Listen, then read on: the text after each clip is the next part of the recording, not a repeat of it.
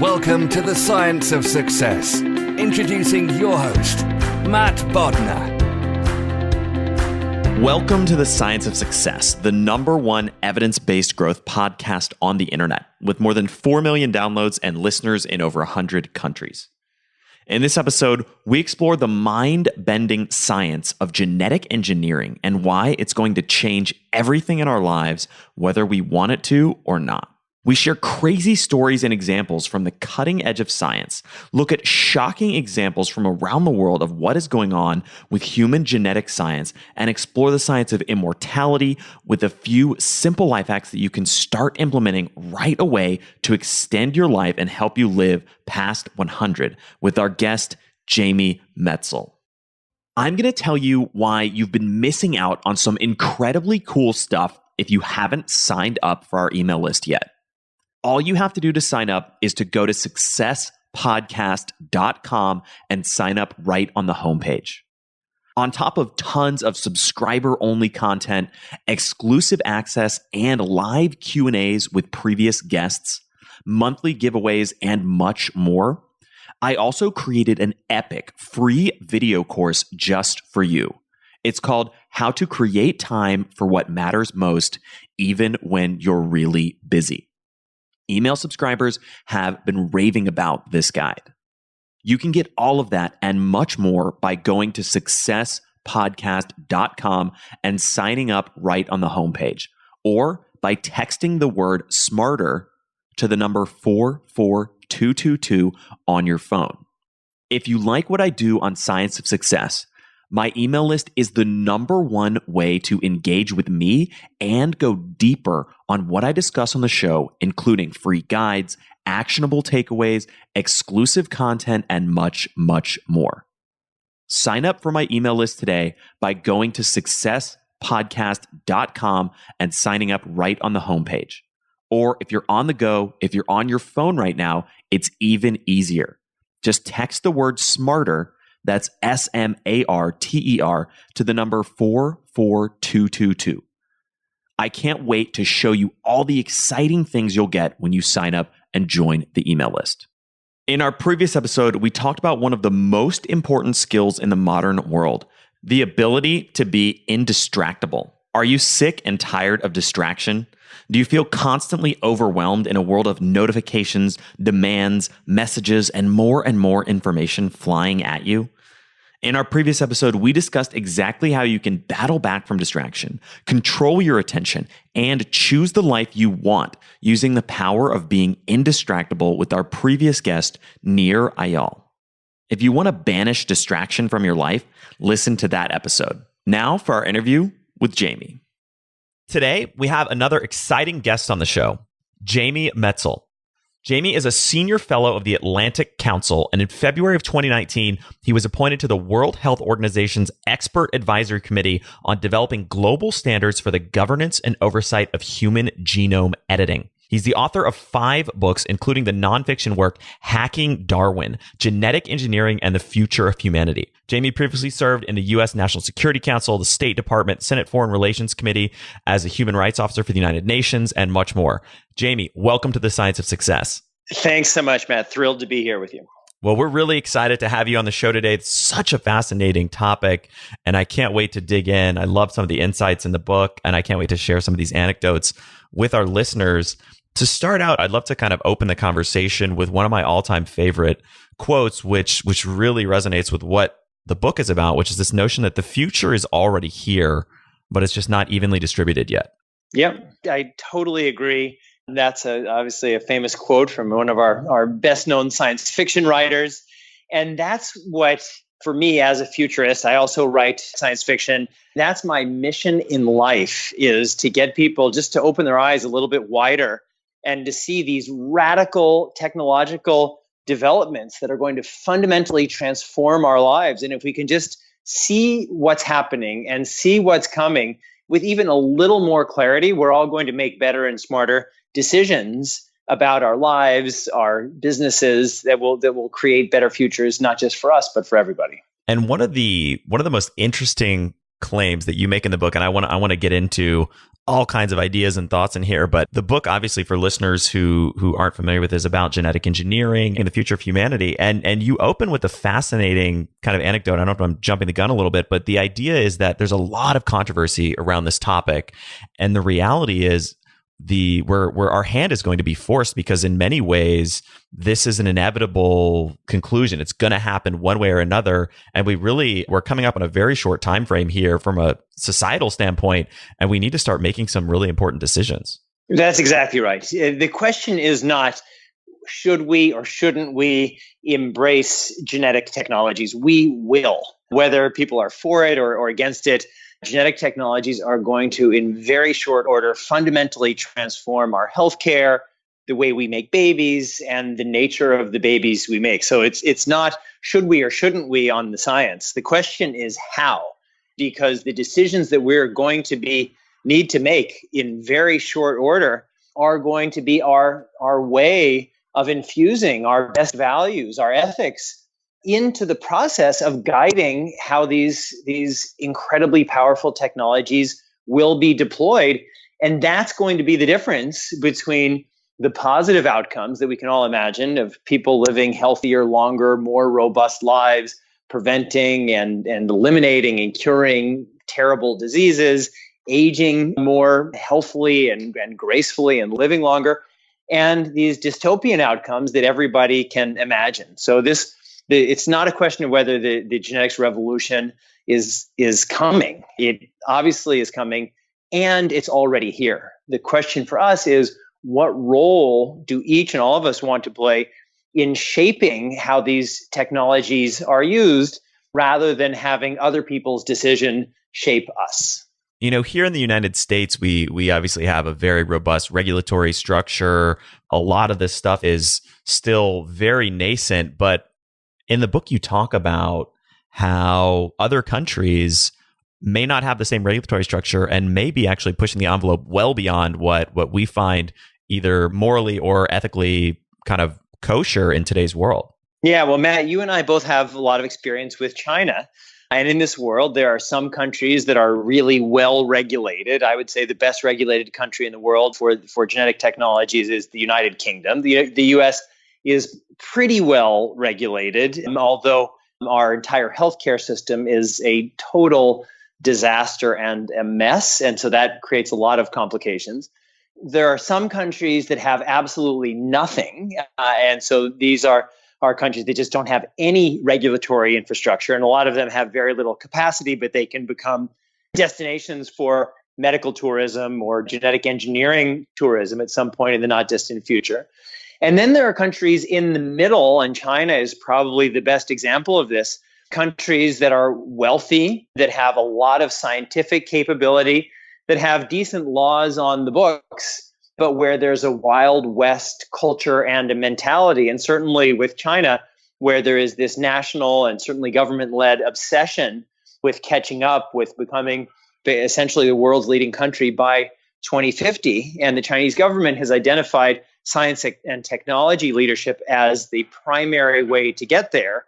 And genetics technologies and biotech more generally are among the most important sciences and technologies that they are focusing on. And so it's not at all surprising that the world's first genetically engineered babies were born last year in 2018 in China, because China is really pushing the limits of what is possible, including with human genetic engineering. And it's a really, really big deal. I'm on the World Health Organization International Advisory Committee on Human Genome Editing. And I'm actually just going next week to Geneva for our meeting, but we're meeting repeatedly over the course of this year and next to try to think about and begin to lay out a framework for what a global regulatory infrastructure on human genetic engineering and genome editing might look like. But we're a long way from there. And in the meantime, there are countries like China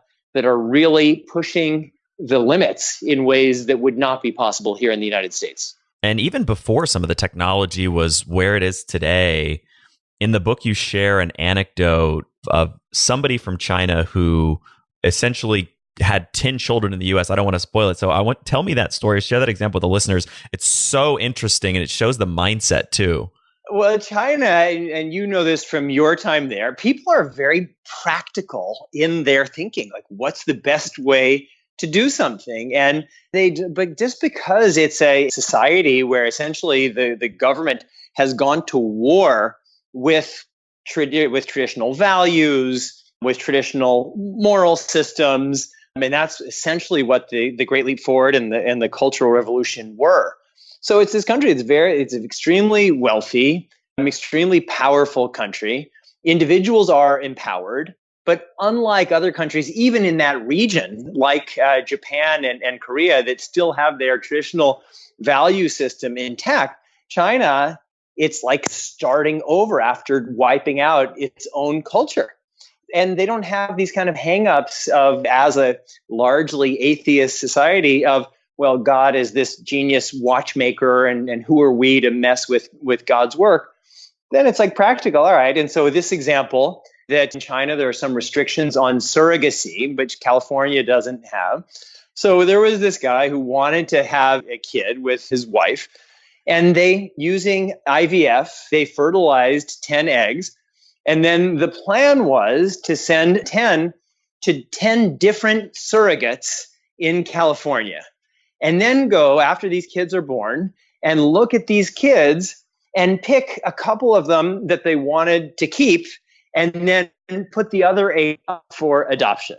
And it's so mind-boggling and frightening that people are thinking about life this way. But for me, the takeaway is we are this incredibly diverse species, and whatever we think, whatever value we hold, there's going to be somebody else who just thinks differently and operates by a different value system. And that's what we're going to have to navigate. And that's why, there's some people, the transhumanists, who feel like, well, we shouldn't have any regulation, let people do what they want. But we're talking about the future of life, and our decisions, especially using these very powerful technologies, have to be guided by an ethical system, and the use of these technologies has to be regulated. And so this is seriously a global challenge. What happens in a world where, for regulatory, moral, political reasons, let's say the United States doesn't really embrace these technologies and a place like China goes all in on them? Yeah, well, I have a chapter in the book called The Arms Race of the Human Race, which explores exactly this. So let's just say that the United States opts out of these technologies. First, it's going to be hard to do, because what opting in means doesn't mean that everyone's going to have a designer baby. It also means that our healthcare is going to be worse. We are transitioning now from a system of generalized healthcare based on population averages to a world of precision medicine and healthcare based on people's individual biologies. And what that means is that everyone's going to have their genome sequenced, and that's how your doctor is going to, in many ways, know who you are, so you can get your personalized treatments. Actually, where you are, Matt, in Nashville, Vanderbilt is a leader in this process. And so that means we're going to have many millions and then billions of people who've had their genome sequenced. We're going to use big data analytics to crack the code of complex biology and genetics. And that's going to really open up a lot of possibilities in our healthcare. So when we say opting out, first question is opting out of what? And we certainly wouldn't want to opt out of the improvements in our own healthcare system.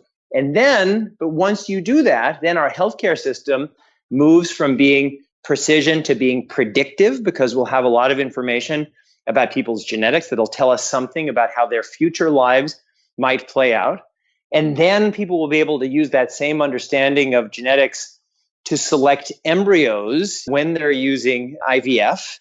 And then on top of that, we're going to be able to do what has already happened in China, which is use precision gene editing tools to edit the genomes of future babies. And again, all these things are already happening. So coming back to your question, so what do you do if that as this technology develops, as it will, that we recognize, as we will, that we're going to be able to have healthier, longer lived, maybe higher IQ, maybe taller, maybe more athletic, whatever it is that individuals or even countries want will be doable. And so what happens if a country like the United States decides to opt out at some point? Well, option one is they say, we're opting out. You, whether it's China or somebody else, you're opting in. And we'll see how it plays out. I mean, maybe we'll be better off for opting out. Maybe you'll be better off for opting in. And in 20, 30 years, we'll know the answer to this question, because if you're right, you'll win all the gold medals in the Olympics. You'll get all the Nobel Prizes in math, and we'll be the country that said, well, we made an ethical decision, but now there are consequences of that. Or it could be the opposite story.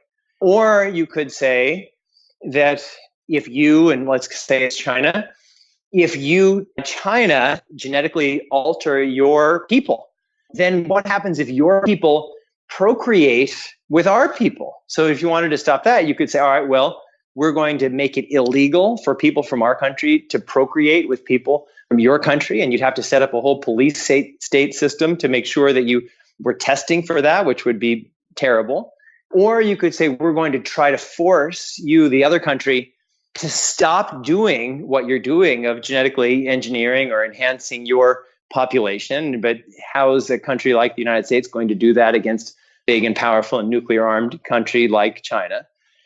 And so then we get to this where we started, which is, well, if we don't want those kinds of outcomes, how far can we go in building some kind of global regulatory infrastructure that would have to be very permissive, but that could at least try to build some guardrails so that terrible Nuremberg-style abuses of humans doesn't happen. And that's what we're working on in Geneva, but it's a really hard task. Such an interesting problem, and I want to explore. We've talked already about the inevitability of this, and because of the global nature of the phenomenon and the science, and I want to start digging into some of the crazy stories, ideas, happenings, things that are taking place both now and are possible in a world where this science becomes more ubiquitous. Maybe as a starting point, let's dig into a little bit more on a topic you already touched on, which is healthcare. Tell me about, let's assume we can put aside the geopolitical and ethical questions for a minute, and we may come back to them. But I want to explore, what does the world look like in a world with precision medicine or even predictive medicine that's enabled via some of this genetic science? Yeah, well, it's great because every time when we go to a doctor for most of the conditions that we have, we'll get a symptom and we'll go to our doctor. And the doctor will treat us based on our being a human. So for an average human, if you have a headache, a Tylenol, for example, will make you feel better. But in this world of generalized medicine based on population averages, the way you find out that if you're the one in whatever the number, 100,000 people who will die from taking that Tylenol is by taking the Tylenol. That's how we have treated cancers and still treat most cancers. If you have lung cancer or whatever, we have treatments for those big categories of things.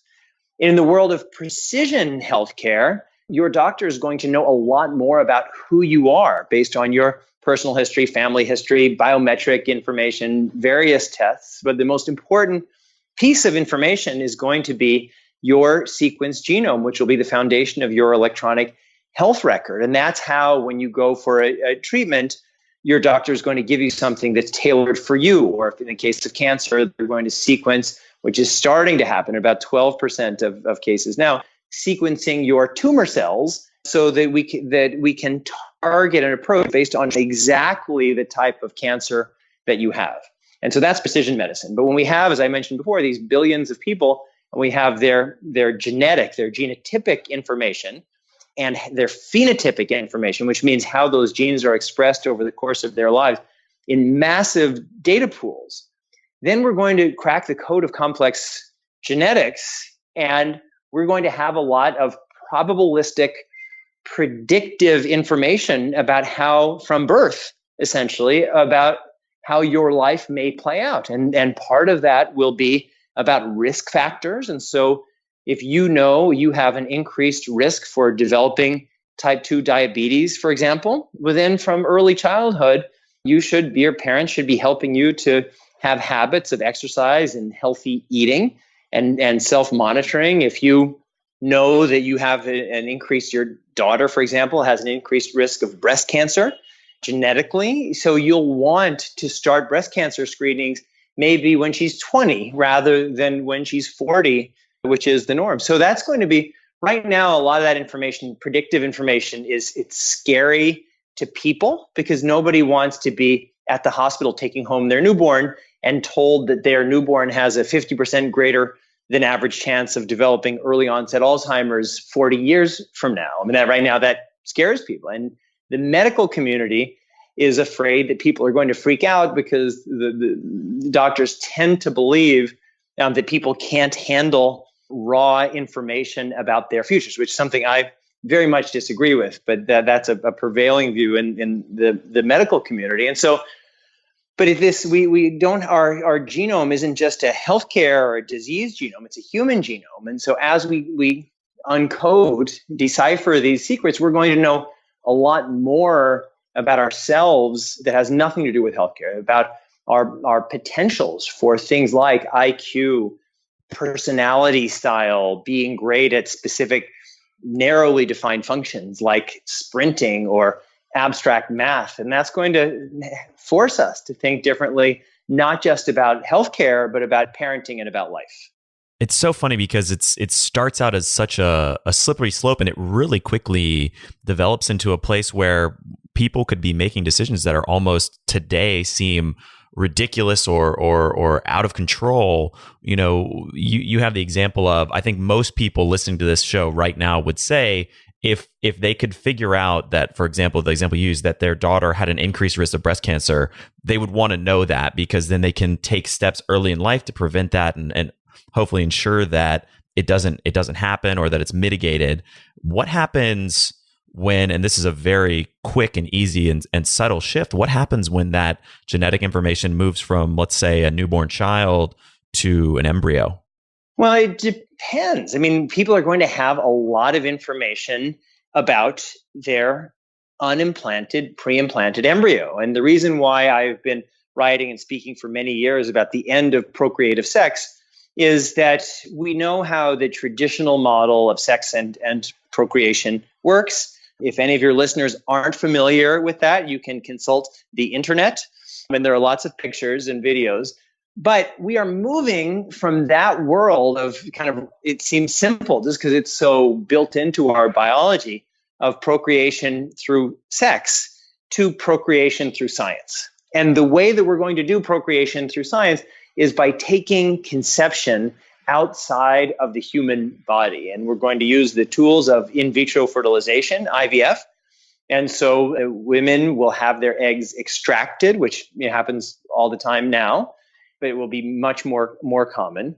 Those eggs will be fertilized by the father's sperm in the lab. And then you'll have a certain, based on the number of eggs and the fertilization process, you'll have a certain number of pre-implanted early stage embryos. And let's just say that it's 10. And so right now, what happens when you're selecting which of those 10 to implant in the mother? Generally, it's an embryologist looks at the embryo just visually say, well, which one looks healthy. And that's kind of an imprecise art, maybe, as much as it is a science. And there's a process of pre-implantation genetic testing where you extract a few cells that would have grown into the placenta and you sequence them.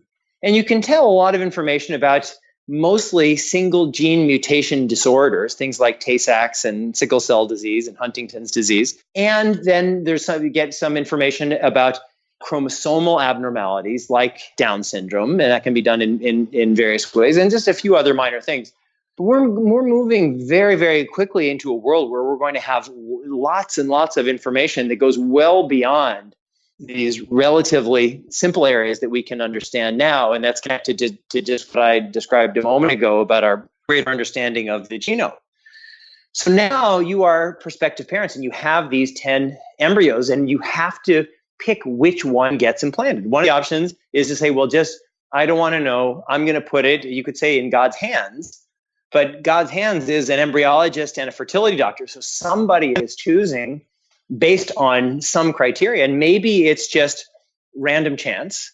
Maybe people will say, I want one that I know isn't going to die young of a terrible, deadly genetic disease. And that seems like a reasonable thing for people to do. But already when you're doing that, I mean, that is in many ways, it's a form of eugenics, because we are making the decision about which of these 10 embryos will have the potential to become a baby. And there's a lot of values that go into that decision. And so we could choose issues related to health, related to longevity.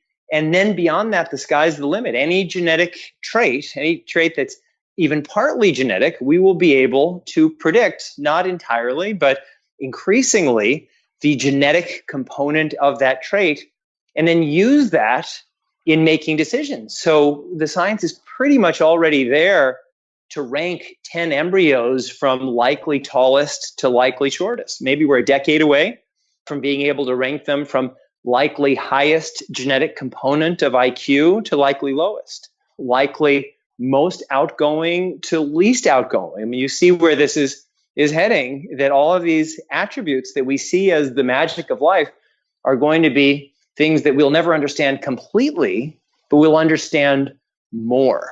And that's why I always say this isn't a conversation about science. Science brings us to the conversation. This is a conversation about ethics.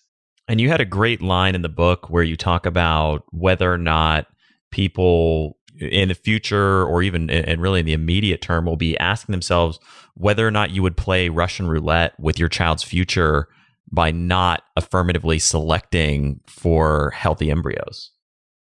So right now, if you or your listeners, if you're on the street and you see a little kid, and the kid is walking in a way that makes it look pretty likely that this kid has polio or had polio, what do you think?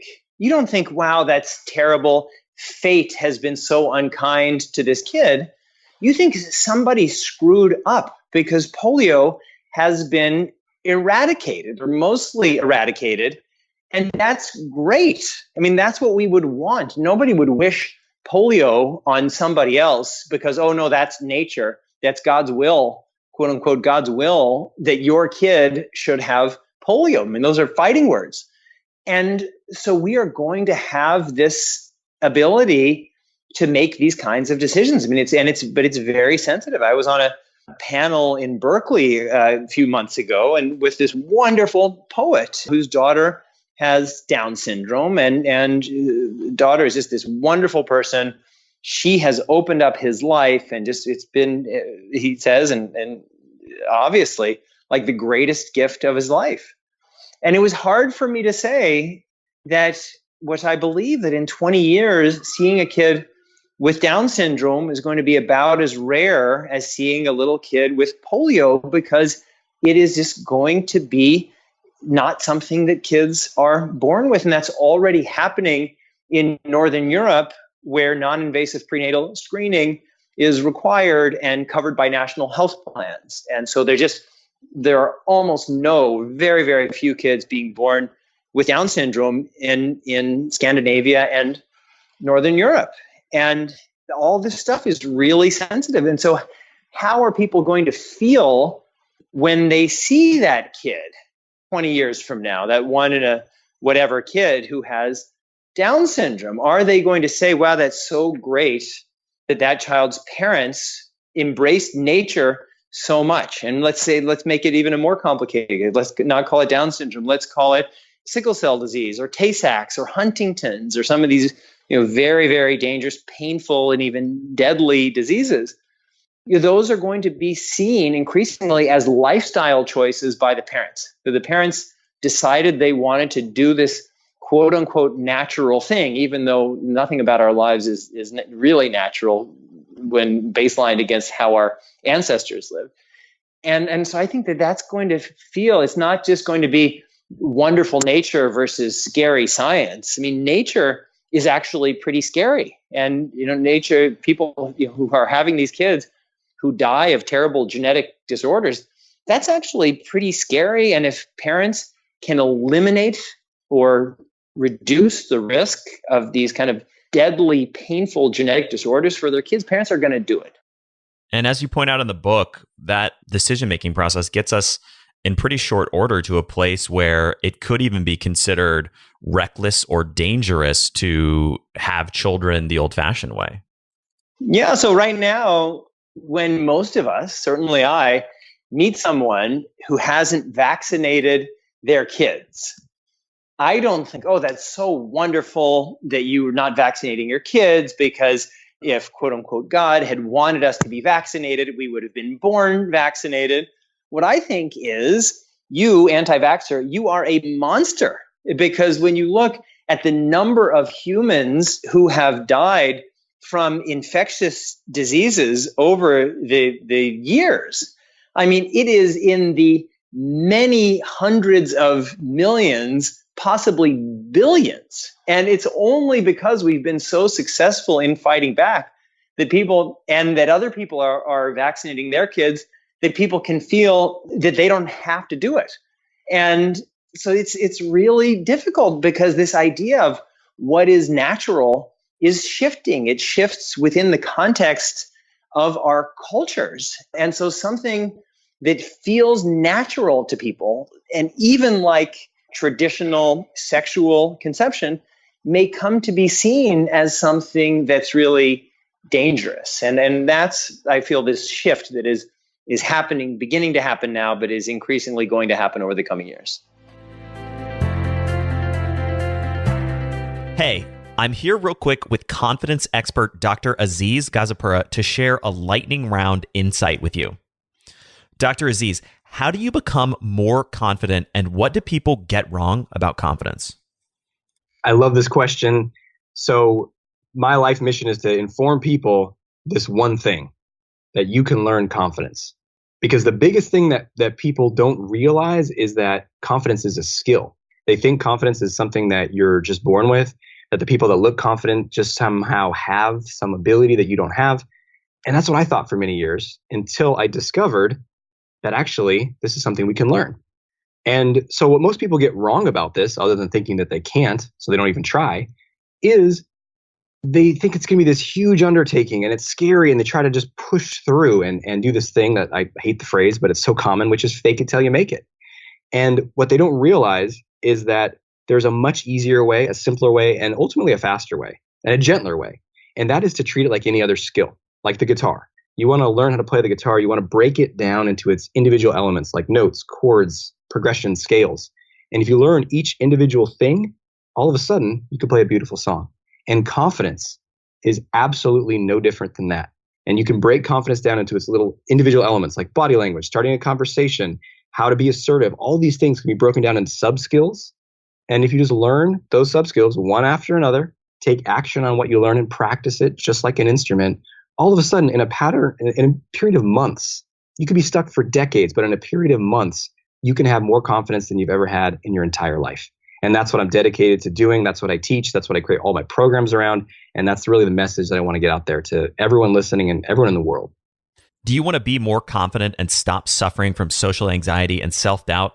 Check out successpodcast.com/confidence to hear more about Dr. Aziz and his work and become more confident. I want to just dip our toe into a couple other themes or topics that you write about, talking about reproduction and some of the crazy things that might be coming down the pike. Tell me a little bit about the process of creating or synthesizing eggs. And I might be misphrasing the science here, but tell me a little bit about that. Yeah. So the technical term, which shouldn't scare anybody, is called in vitro gametogenesis. And so basically, just a little bit of background, everybody knows what a stem cell is. So like when your father's sperm fertilizes your mother's egg, how does that one little, your first cell become you, in that cell has the potential to become everything. But as our cells grow over time, they become differentiated. And that's why there's a difference in our bodies between a skin cell and a blood cell and a heart cell, et cetera. So there's a technology for whom this great Japanese scientist won the 2012 Nobel Prize, Shinya Yamanaka, called it essentially induced stem cells. And so what this does is it allows us to take any adult cell and take it backward in time. And so you take a cell that's differentiated, like a skin cell, and then you take it back in time so that the skin cell becomes a stem cell. And the reason this is important, it connects to what I was saying a little while ago about the number of eggs that a human woman can create. Male sperm, average male ejaculation has about 1 billion sperm cells, but average woman having her eggs extracted in IVF has about 15 eggs extracted. And that's a limiting factor, especially if we're doing embryo selection, because if you have a bigger number of embryos, you have a greater range of choice. And so using this induced stem cell technology, what the approach is, already works in animals, not yet applied to humans, but it will be. You take a skin graft, which is easy to do, that has many millions of skin cells. You induce those skin cells into stem cells using these 4 what are called Yamanaka factors, named after this scientist. Then you induce those stem cells into egg precursor cells and egg precursor cells into eggs. Now you started with 1 billion sperm cells. Now you have, let's just call it 1 million eggs. And so you fertilize 1 million eggs with 1 billion sperm cells. And now humans, so you have 1 million options, I'm sorry. And let's say you sort them with a machine and you get down to 100,000 based on whatever criteria. You extract a few, using an automated process, extract a few cells from each of those 100,000 early stage embryos, sequence them. And again, the cost of sequencing has gone down from about $1 billion in 2003 to about $600 now. And it's going down towards essential negligibility. And then the process of having a baby is, well, the father gives a sperm sample the old-fashioned way. The mother has her skin graft taken. And then a couple weeks later, you go to the fertility clinic and you say, here are our priorities. We want a kid. And then and where this is legal and based on your own values and the regulatory environment around, you say, we want a kid that we want to optimize for health, for longevity, for whatever. And it's not like Build-A-Bear, because you have to work with the biology that exists, but there's going to be tremendous optionality. And so we are going to be able to push, theoretically for now, but actually in the not distant future, we're going to be able to push changes across our population in ways that really would have just been absolutely unimaginable, not just to our parents and grandparents, but to most people today. So interesting. And we're jumping around a little bit, but another topic that I found fascinating, and it's almost something that sounds so ridiculous that it's going to make complete sense in 15, 20, 30 years, whenever it happens. But tell me a little bit about synthetic wombs. Yeah, so it's funny. I talk a lot about synthetic wombs, and my friends who attack me for it because so synthetic wombs. So the womb exists in the woman's body. It's basically the environment, the little microenvironment inside a pregnant woman in which the embryo grows. So there's a lot of work being done now for creating synthetic wombs, which are essentially plastic bags. But the nutrients that an embryo needs are being passed through, in and out of these synthetic wombs. So already it's starting to be applied experimentally in animal models.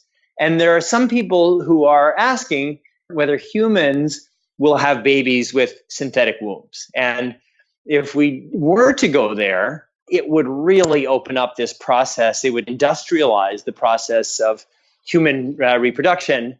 And when we think about some of the topics people are exploring now, like colonizing Mars, and we may just be in very different environments, and we made to reproduce just in different ways than we do now. So a lot of work is happening in synthetic wombs.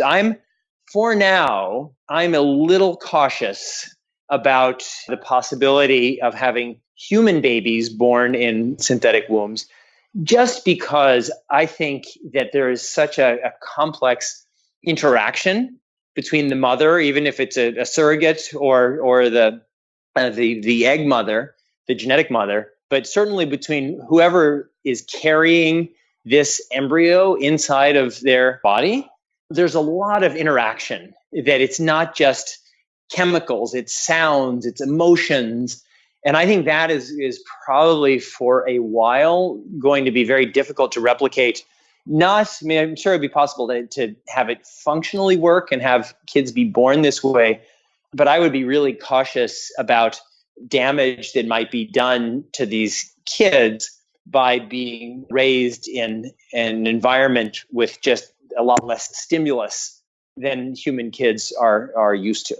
Fascinating. I never considered that perspective, but just thinking about from a safety standpoint alone, it seems like something that could end up being, in 50 or 100 years, it could be considered reckless if you don't have a synthetic womb. Why would you jeopardize getting sick or being in an accident or whatever when you could grow somebody in a safe and scientifically secure environment? I mean, that's one possibility. I'm not closed to it, but there's a lot, I think that there's a lot in all of biology, including human biology, that we don't fully understand.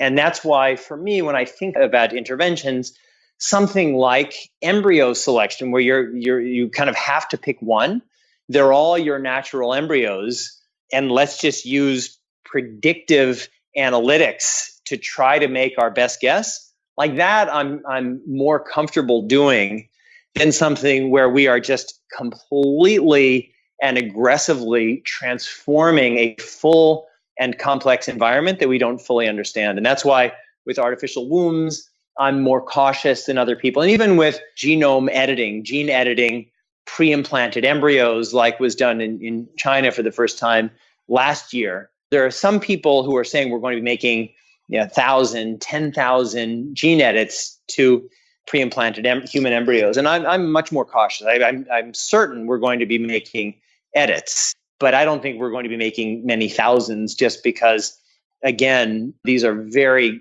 complex, dynamic environments. And so if we know that there's a single gene that either is creating an outsized harm, and it could be changed, or if changed, could create an outsized benefit, I think that will be attractive. But changing the whole environment, that's a bigger deal. Maybe we'll get there, but that's not a 20-year thing. In my mind, that's a 100-year thing.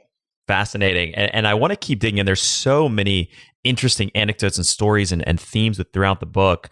Tell me a little bit about, what does the science say, or where do you think things are going to be heading for people like us that are already alive? Let's talk a little bit about immortality. Is it possible for us to genetically change our age or extend our lifespans?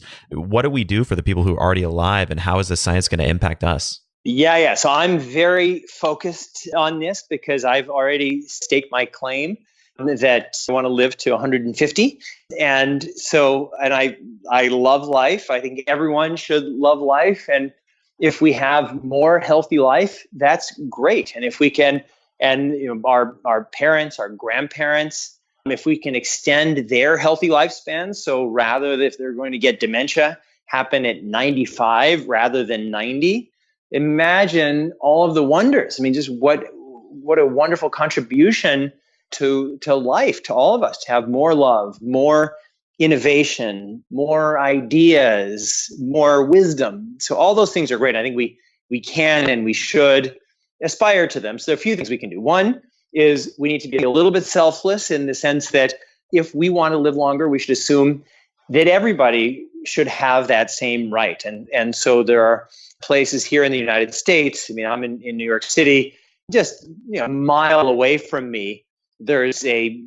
25-year different average lifespan. And it's based on education level and poverty.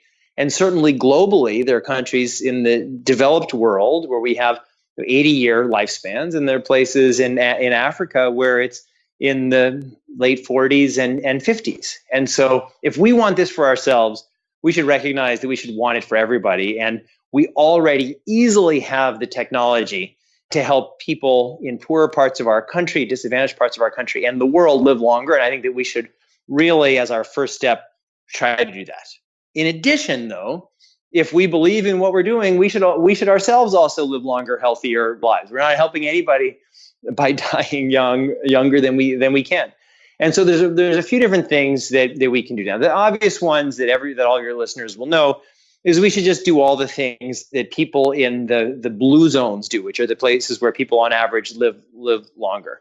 And that is, I don't even need to repeat it, but it's exercise, diet, community, reason for being, all those kinds of things that everybody knows. So everybody, if you're not exercising at least 45 minutes a day, you are just taking from the account of your healthy future life. If you're eating crap, you are taking from your future life. So everybody gets that. But then what are the things that we can do beyond that? So certainly I'm a big believer in intermittent fasting. And the basic philosophy behind that is that our ancestors have survived, that's why we're here, these very narrow funnels where most other humans died out. The most recent one was about 75,000 years ago. And there were just maybe 1,000 Homo sapiens left on the very southern tip of Africa. And so our ancestors were the ones who could survive scarcity. And the way that they did it is that our cells shifted from growth mode to repair mode, kind of like on your computer, shifting to screensaver mode. And so we have that. And so when we use calorie restriction and intermittent fasting, in my mind, is the best way to do it, our cells shift to repair mode. They go to screensaver mode. And that is just, by definition, it works to extend our health span. But then there are a lot of drugs and small molecules that have been shown to have health span extending effects in animals, and human studies are just beginning. So some of them include metformin, which is a type 2 diabetes drug in different names. Humans have been using it since the Middle Ages. There's rapamycin, which is an immunosuppressant, which has extended animal lives by 25 to 30%.